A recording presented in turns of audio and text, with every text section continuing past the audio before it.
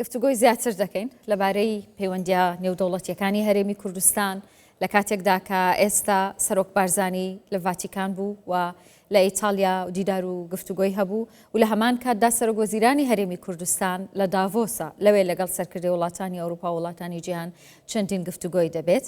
ئەمانە گفتوگۆ دەکەم لەگەڵ دکتۆر سەلام خۆشناو سیاسەتمەدار و مامۆستای زانکۆ. دکتۆر زۆر بەخێر بیت.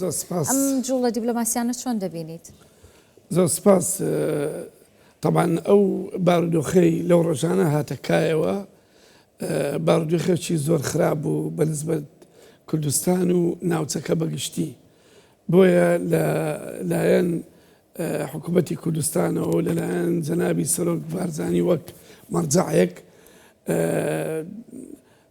زۆر مەشغولن لەو ماوەیە بەوەی کە بتوانین ئەو زوڵم و ستەمەی لە ڕۆژاوا لە کوردانی ڕۆژاوا دەکرێت بتوانن حدێک دابرێن لە ئەو مۆزوعانە. ئەوەش دەگەڕێتەوە لە مۆزوعی پشتگوێخستنی ئەمریکا بۆ ئەو وعد و عودانەی کە بە کوردی دابوو بە تایبەتی کوردانی ڕۆژئاوا. طبعا پێشەوەی بێمە ئەو سەر مۆزوعی داڤۆس پێم باشە باسی ئەو بکەم کە ئەمریکا یەکەمین جار نییە غەدر لە کورد دەکا. لە 75 لە 6 ئازاری 75 عرابی ڕێکەوتنی ئەو موامەرەی جەزائیری ساڵی 75 کسینجەر بوو وەزیری خارجی ئەو کاتی ئەمریکا کە غەدری لە کورد ئەو کاتە 100,000 پێشمەرگی هەبوو لە 74.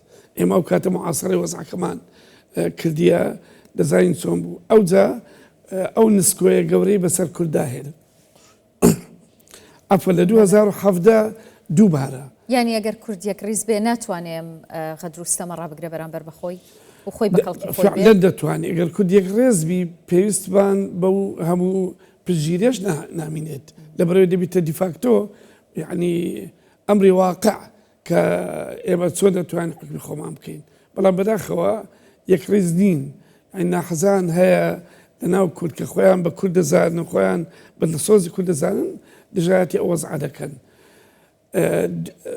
سێمین جار کە ئەمریکا غەدری کە تەمان دومین جار ئەو بوو لە 2017 کە هات کەرکوچی گرت بە دەبابەی ئەمریکی و بە یارمەتیدانی حەشد و سوپای عراقی و ویسان بێنە هەولێر بەڵام لە پردێ ڕوبەڕیان بوونەوە. هەروە لەسەدەوەیە کە نابێت کورد پشت بەلایەنی دیکە ببەستێ. بالضبط پشتبەستن یعنی پشتبەستنی کورد دەبێ بەخۆی بی پێش هەموو شتێک وەکو جەنابی سەرۆک فەرمووی.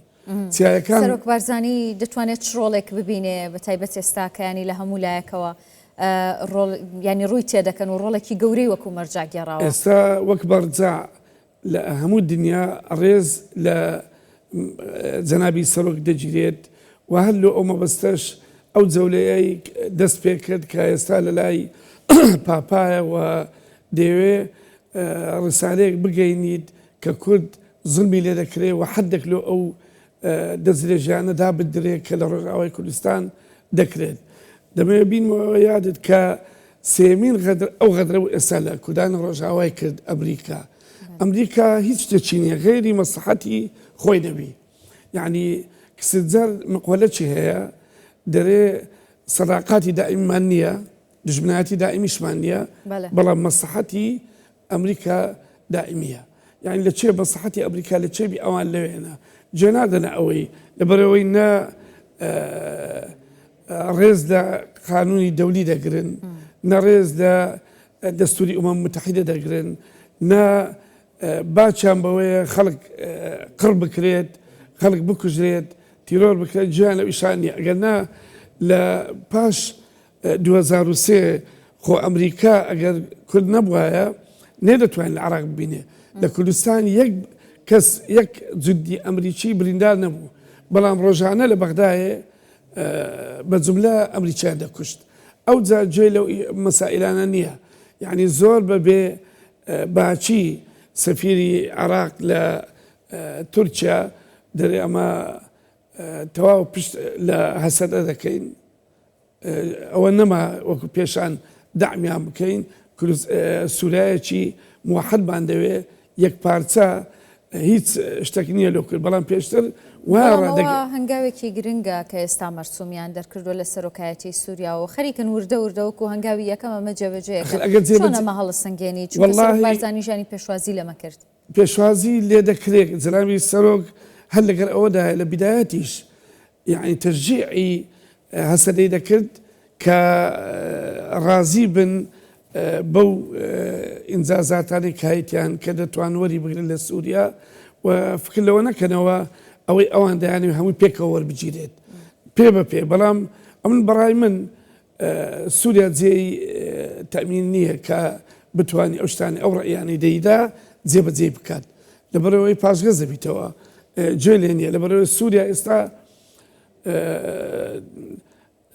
ینی جێشی نییە کە جێیش بەڵام دەواعشی هەیە خەرچی دی هەیە لە هەموو جیان خەرچی بەکرێ گیرا و تندڕە و ئەوانە هینایە شۆڤینی هینایەتە سەر کوردستان ئەو جا لەبەرەوە نابێ ئەمە بڕوا بە شەرع بکەین شەرع واتە ئەمریکا واتە تورکیا ئەوان چی لۆ جێبەجێ بکەن ئیملای لۆ بکەن ئەو جێبەجێ دەکات ئێمە ناتوانین بڕێی من یعنی پشت ئەستود بین بەوەی کە قسەکانی شەرع جێبەجێ دەبی بەڵام بە هەر نەوەکبی پێویستە ئەوکو جەنابی سەرۆک تاکیدی کردەوە خێڕێشتر تەواوبی کوشتن و هجوومکردن لەسەر شارە کوردیەکان سەرۆک بارزانی باسی ئەوەی کرد ئەمڕۆژ لە کۆنفرانسە ڕۆژنامەوانیەکەی گوتی کە نابێت شەڕی نەتەوەی ڕووبدات لە سووریا و پێشتریشانی بە هەوڵەکانی ئەو نەیهێش لە عێراق شەڕی